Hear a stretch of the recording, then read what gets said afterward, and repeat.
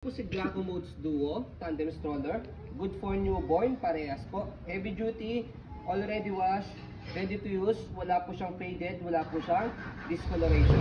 Okay? So ito po yung details po niya one by one.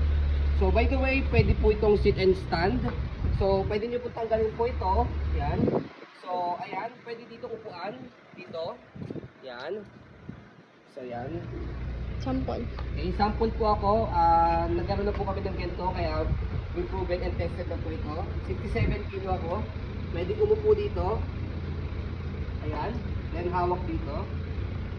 Okay. So, pwede naman nakatayo. Yan. Sit and stand. So, pwede po siya sa kambal. Pwede rin po siya sa magkasulurang baby. Okay. Ayan. So, 27 or 26 ways to use.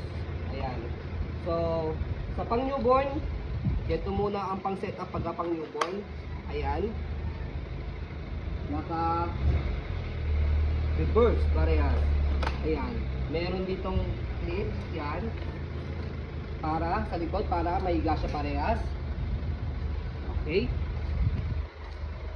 Naka-reverse po yan. Okay. So, kung gusto niyo naman po magkaharapan, pwede rin siya.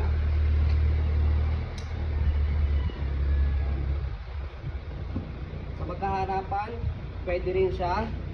Parehas pang newborn.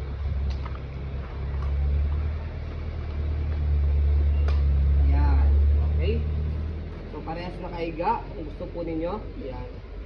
Okay. So pwede rin yan nakaupo pagka 6 months at tanggalin ko lang dito sa likod. Ayan. Okay? So, ganyan siya kapag newborn, harapan po sila. Okay? So, ito po yung details po ng first po nating stroller. Now one, for seat. Yan. So, yan yung canopy niya. Wala siyang faded, walang discoloration. Okay? So, ito naman yung loob niya. Yan. Kompleto po yung pad. May harness pad. Wala pong putol yan. Okay? Ganyan din sa kabila. Yan. So, ang kinagandaan sa kanya, meron siya ditong cup holder. Okay, natatanggal yan, press nyo lang dito sa ilalim, then angat ito. Okay. So, second, yan. Ito yung second, kompleto rin. Meron din siyang harness pad. Ayan. 5 harness din, wala rin siyang putol. Ayan, yan din sa kabila. Okay. So, same din siya, meron din siyang cup holder. Okay. So, meron din siya extra cup holder dito. Yan, para sa parents. Okay. So, yan. Wala rin siyang faded, walang discoloration po sa pinaka-pickable niya. Yan, saka sa canopy. So, yan po yung details ng handle natin. Okay na okay. Wala siyang issue. Yan.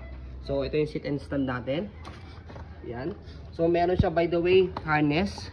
Belt. Yan, harness belt. Yan, wala rin po yung putol. Okay. Yan. So, ito, by the way, naangat to.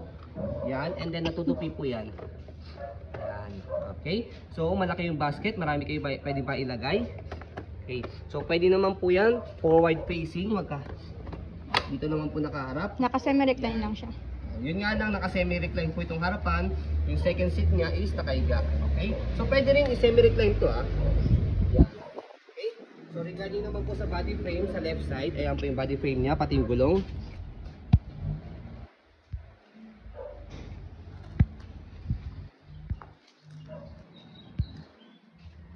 Walang hard scratch o silver scratch ako nakita. Ganda pa po.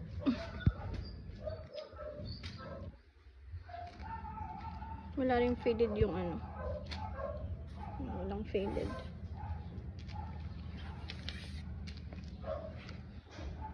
Yung wheels.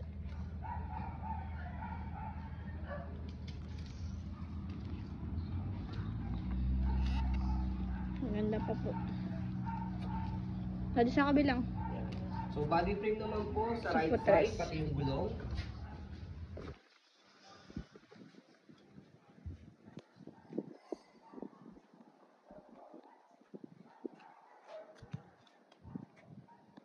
May sticker pa siya dito. Tatanggalin nyo na lang po. Hindi po siya scratch. Ano siya tawag? Tape. Tape yan.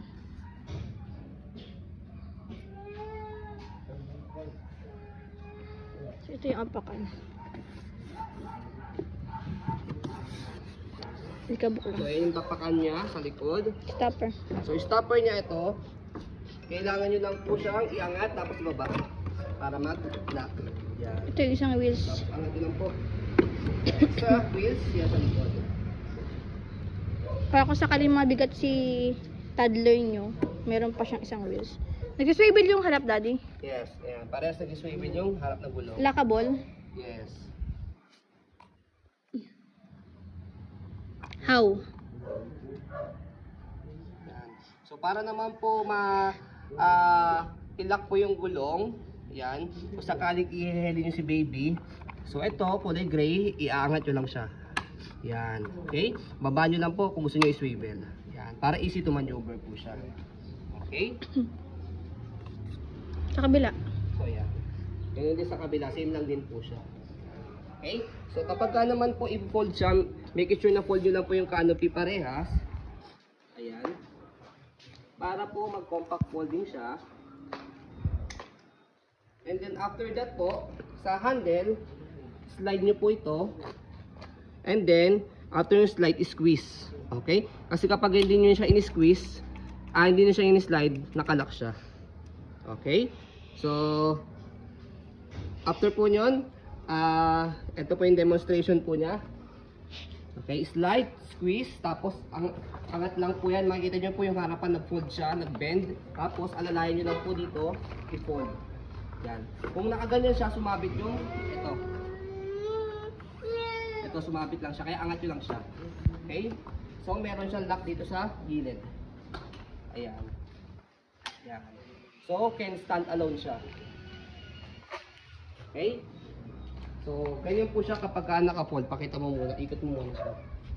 Ayan.